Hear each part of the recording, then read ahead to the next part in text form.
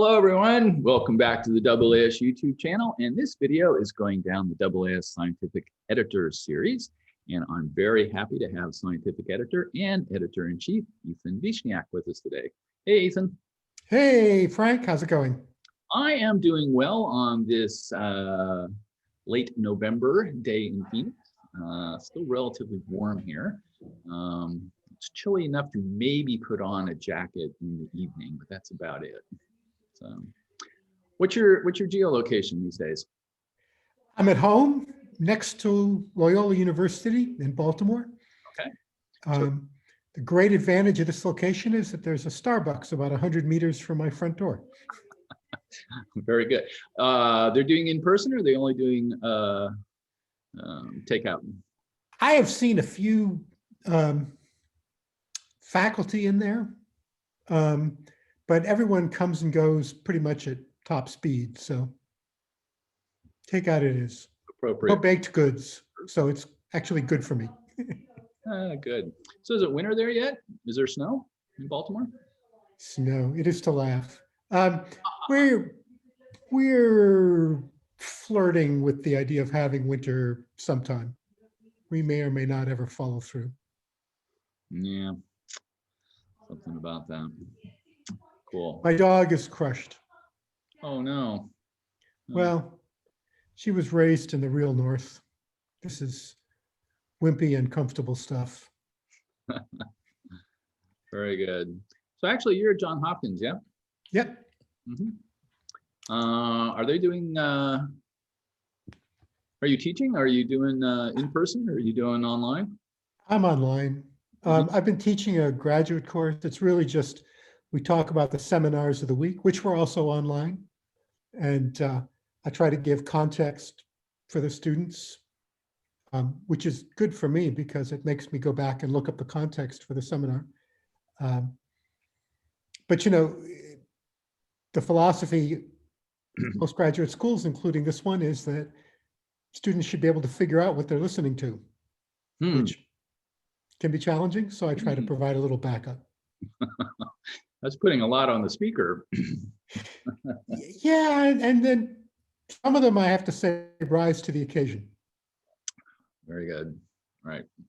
So speaking of seminars and research, what do you like to do for research? I have this obsessive interest in the dynamics of magnetic fields and magnetized turbulence in the universe in all its various glorious manifestations. I haven't always worked on this, but it's been my focus of interest for some years now. A little bit of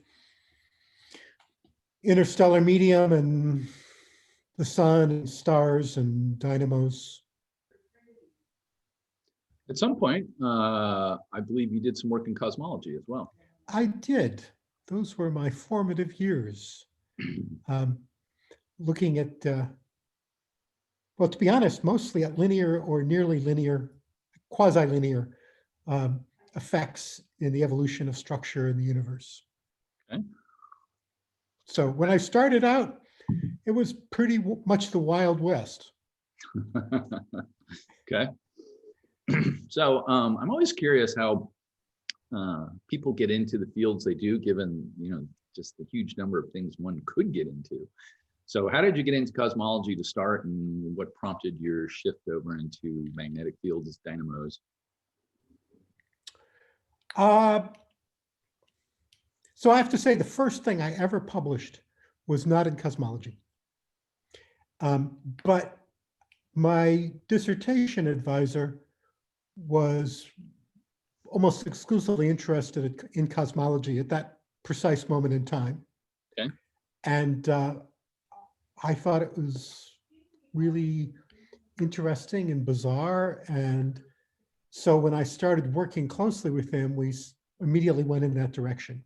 And just to give you an idea of where things stood then, it was a time when people had categorized the linear perturbations of an evolving universe pretty much, but there was still a surprising amount of confusion about what any of them meant, and the standard textbook references on it contained errors that no one had ever caught. Not really important errors, but still, Error. errors that would lead you astray if you were worrying too much about the interpretation of what you were doing. So that was how I kind of eased into it. I've always liked applied math, and this was a pretty clean problem. For astrophysics, it was a very clean problem. Mm-hmm. Mm-hmm. How about magnetic fields? What prompted your shift? Oh, there's a weird evolution there. So I sort of hit this point in cosmology where I realized that in order to keep up with the frontier, I was going to have to do a lot more heavy-duty computing. Mm-hmm. And I actually wasn't filled with enthusiasm for that. And I had this deep, gnawing suspicion that if I wasn't filled with enthusiasm for it, other people were probably going to do it better than me. So I started thinking, what can I do which will be more fun and therefore more likely to be something that I'm actually helping with? And I got interested in accretion disks because I have to think about the timeline here. This would have been in the 1990s, maybe the very late 1980s when I started thinking about this. And although accretion disks have been kicking around for a while, at that point, most of what had accumulated were a list of ways in which they didn't work. So I thought, oh, I can probably do something with this. This is fluid dynamics and it's fun and it's messier, but it's still kind of a pure physics kind of messy.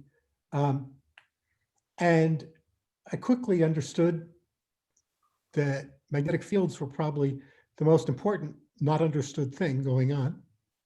So I missed the really big moment there, which was the realization that the old Velikov and Chandrasekhar work on magnetic field instabilities and a shearing flow were probably critical for accretion disks. I think that was Steve Balbus and John Hawley who got that one. All right. But so I went from there to thinking, okay, so I missed that one, but why are there magnetic fields there at all, and what determines their level? So that sort of led me into how does magnetized turbulence work, and where do dynamos come from, and how does magnetic reconnection work? And that was sort of set me on my course for many years after that. Cool. Very good. So is magnetic fields ever going to be solved? Well, sure. So that's a kind of question like, will turbulence ever been solved? We know a lot about turbulence. We know a lot about magnetic fields. When is it enough? Probably sometime. Great answer. There are questions we can answer now that we didn't used to be able to answer. So it's good. Very cool. So let's shift gears a little bit. Let's start talking about some of the journals. So let's start off by, what was your very first APJ or AJ paper? Oh, APJ, because I was an incredibly awkward theorist. And it was not a cosmology. It was understanding globular cluster evolution.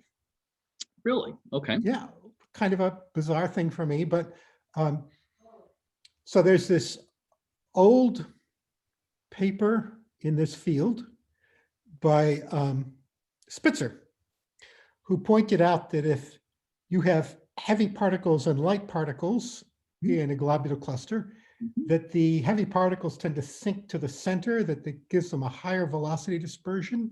Yep. So they are hotter than the light particles that go through the center on their orbits, and that they therefore impart energy to them, and they keep losing energy and getting hotter. Yep. So the question was put to me by Alan Lightman, who these days is an author and a humanist, but in those days he was an astrophysicist. Yep. And the question was, is there a continuous distribution version of that? Okay. And if there is, does the saltpeter mass function give you a stable or unstable globular cluster? Okay. Now, stable. We're talking about pretty long timescales here. We're talking about a relaxation time for a globular cluster, which is shorter than the age of the universe, but still, billion years or something, depending on the cluster, maybe more. And that was fun. I had to make one unrealistic assumption about self-similarity of mass profiles, but I found out that the saltpeter mass function was completely unstable, which was pretty cool. And therefore, you would expect, given a mass distribution like what we know about, to get core collapse in this time scale of billions of years in globular clusters, which is probably true. I mean, in the sense that mass segregation instability may be a thing. There are other confounding factors, of course, in a real globular cluster. So, people have gone on to explore all these many complicating factors, of which I guess binary stars are probably the most important. And cool.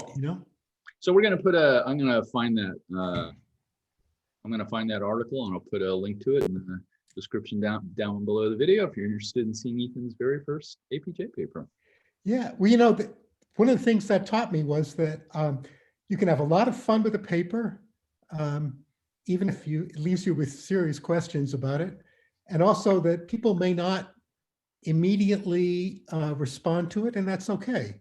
That paper got a couple references for some years, and then it got a whole lot more because people got more interested in the topic. So, yep, a little bit of a late bloomer, so to speak. Yep. So then you probably published your second paper and your third paper, and at some point you decided to become a scientific editor. Why? Well, that was a funny episode. So to just answer your question directly, I decided to do it because I felt as though it would expose me to an interesting range of science, which I wouldn't necessarily otherwise be keeping up with. A little bit of just a broad variety of different kinds of things, which I would have to cope with. And I also felt a kind of moral imperative. I was at that point a little cynical and unhappy with some of the editorial work, what I perceived of the editorial work at the APJ, and I thought, well, one has to be willing to step up. Right. Now, of course, in the years since, I've gained a bit deeper understanding of what is and isn't possible working as an editor, but it seemed pretty clear cut at the time. So I did it, and I don't regret it. When was that? When did you become a scientific editor? I have to think about this for a second. Was maybe around 97. Okay. I'd have to check my notes to see if I could pin that down more accurately, but something like that. And he still is a scientific editor, people. I still am. So at some point, time went on and the editor-in-chief position opened up. And what motivated you to become editor-in-chief of, at the time, the APJ, and currently the AAS Journals Large? Right. So as a science editor, I had worked with Rob Kennicott, who came in shortly after I started as a science editor. I really enjoyed working with him, and we ended up discussing policy issues more and more, and eventually I became, I forget the exact title, associate, assistant, whatever. I was working with Rob in a capacity slightly more involved than a typical science editor. And when he announced that he was stepping out of the job, I thought, well, this is actually something I've learned I enjoy doing and get a lot of satisfaction from. So at that point, I applied for the job. And I've been doing it in one form or another ever since. Cool. So for those who may not know, what exactly does an editor-in-chief do above and beyond scientific editing, right? Which you still do. Which I still do. Because I think if you're not actually ever handling papers, then you Yeah. have no relation to what's going on anymore. It's ground truth. So I'm responsible for editorial policy, which means trying to help define the standards, making decisions about what kind of science we include in our umbrella, what are the general rules for interactions between referees and editors and authors. I spend a fair amount of my time with what I would say is a kind of public relations work, which is we get submissions from outside the community and I write polite, thoughtful letters explaining what it is we do and why this isn't it. But Okay. Somehow it's a very full day. That's all I can say. The policy stuff ends up being fairly consuming. And of course, that also involves recruiting science editors, Yes. such as yourself. Yep. So at this point, I've recruited personally almost everybody who's involved in the editorial board. Yeah. You recruited me circa 2009 is when I came on board. I remember you visiting me where I was located at the time, which was McMaster. Correct. So correct. That fits with the timeline. And I remember that it was a beautiful day, It was which a lovely day. not that unusual, but still sticks in the memory. Hamilton gets its share of Great Lakes weather. Indeed. Indeed. And while we're here, and I'll say it, I do want to thank you very much for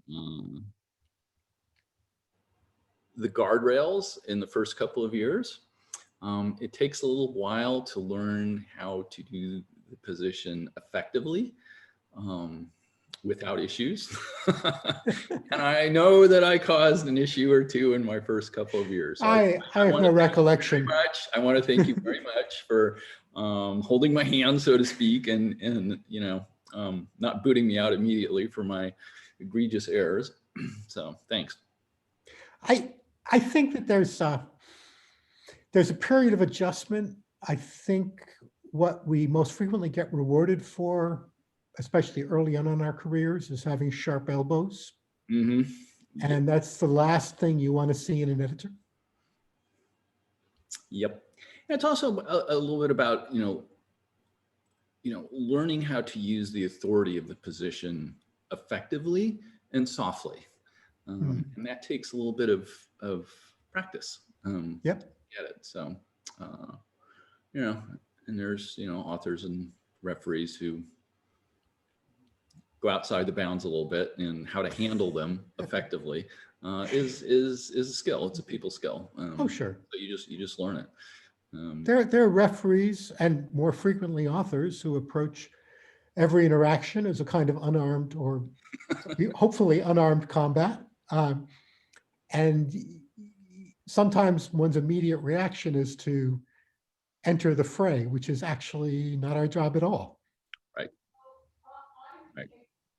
Very good. So let's go to the, speaking of authors and referees, let's go down that alley a little bit. So what do you think makes for a good, solid initial submission? I think, well, it's trivial to say it should contain novel and significant science, because results. We pretty much all figure that that's what we're doing anyhow, and we hope it's true. What distinguishes a solid submission from one that ends up being revised many times is clarity of writing and organization. Okay. You know, when you've worked on a project for months, or maybe it's, part of your long range research program, you start to feel like everything is pretty straightforward and laid out, and you'll just reference those basic facts and get right into it. And you know what all the variables are because you've been thinking about them forever. And that can be the guide to writing a completely incomprehensible paper. Yeah. Okay. And of course, one of the ways in which bad science can escape your own notice is that you've gotten too far down into that hole yourself, and you're no longer able to get feedback from other people effectively because they have no idea what you're doing. Mm, mm. So kind of backing it out, Yep. making it clear to other people, Yes. good for you and good for the community. Very good.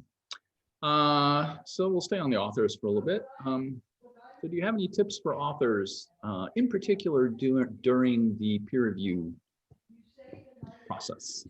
Yeah. So this is probably obvious.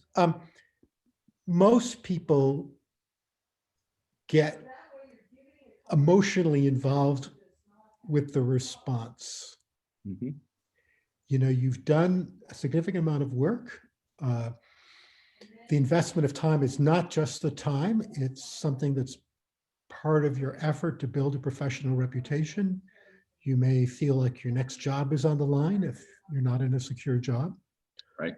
And so you have all this stuff invested, and the referee comes back and says, well, this must be wrong.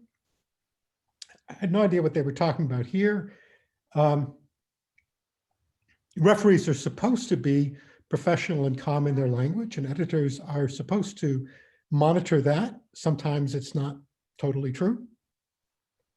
Fair. And so as an author, you get something like this, especially, a graduate student or a postdoc, and you haven't seen that many of them.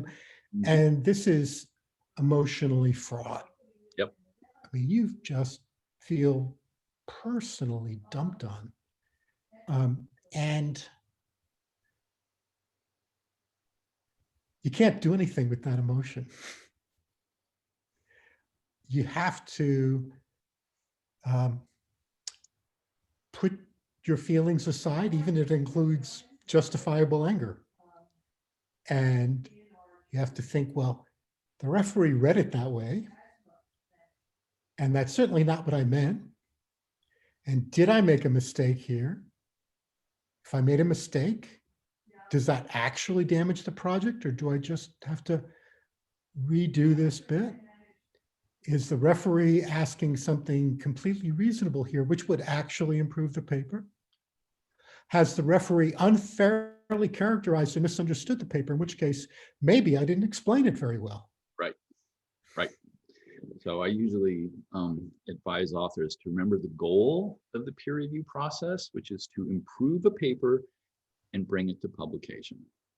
And so if you keep that kind of high level goal in mind, sometimes that can take some of the edge off the initial reaction to a report. Trying to improve the paper, Right. Bring it to there. And if that's not your first reaction, then maybe you need to go walk around the block or Relax. relax, watch an episode of The Expanse or Lovecraft Country or whatever you're into these days, and come back to it later. Yeah, but firing off an angry email to the editor in the first 2 minutes after you get the report is usually not very helpful. It might make you feel better immediately. Oh, I'm sure it will. I'm sure it will. On the other hand, at that point, you are assuming that the editor is in fact the kind of forgiving, calm person that we all know we should be. But there's no gain to be had in pushing the editor on that, or anyone else. Right. I have been guilty of writing responses to referees which displayed what I thought at the time was a caustic but good-hearted wit. Ouch. And I have mostly had the good sense to delete those responses entirely. Very good. The send button is there for a reason, but you shouldn't use it right away. Very good. Absolutely. Absolutely. Yeah. So let's go on the other side of the equation. Referees. What tips do you have for guidance for referees when they're writing a report, either to the original submission or to a revision?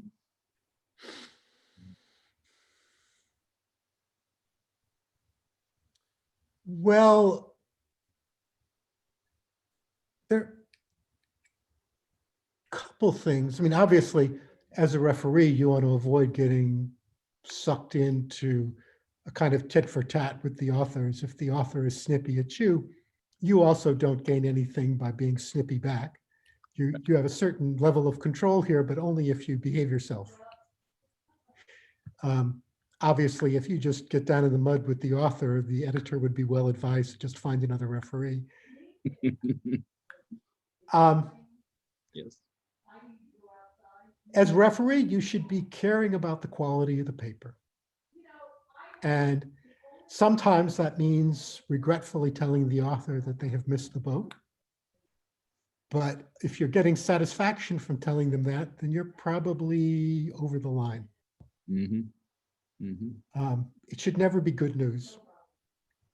That's To also be delivering bad news. I mean, right. And it's also worth, I think, bearing in mind that it is the author's paper.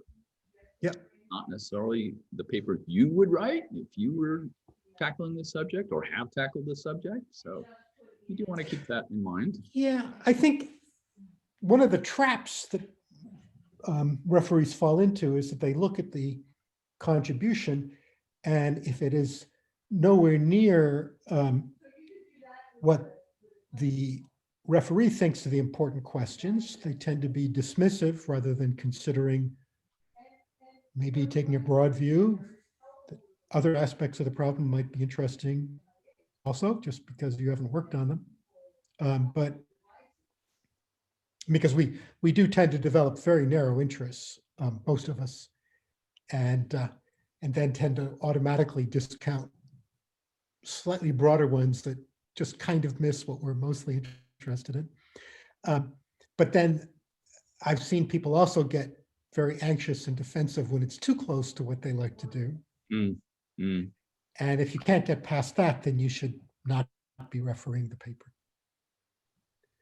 So I think ultimately a good referee report is one that is written from a combination of kindness and knowledge and firmness. You want to be kind, but you don't want to overlook poor work.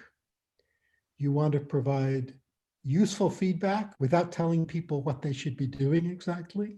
Mm-hmm.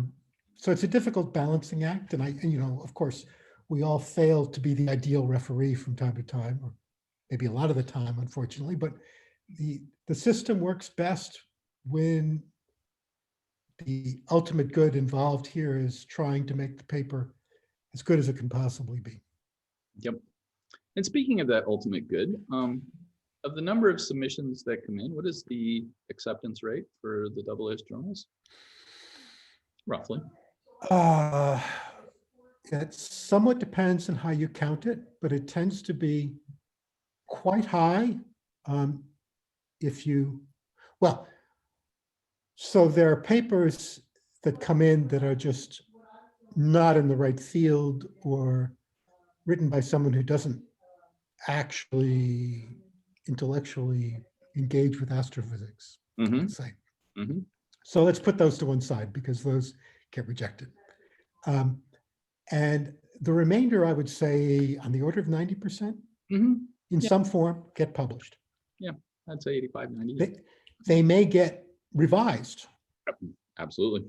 Hopefully improved, maybe even by a large amount.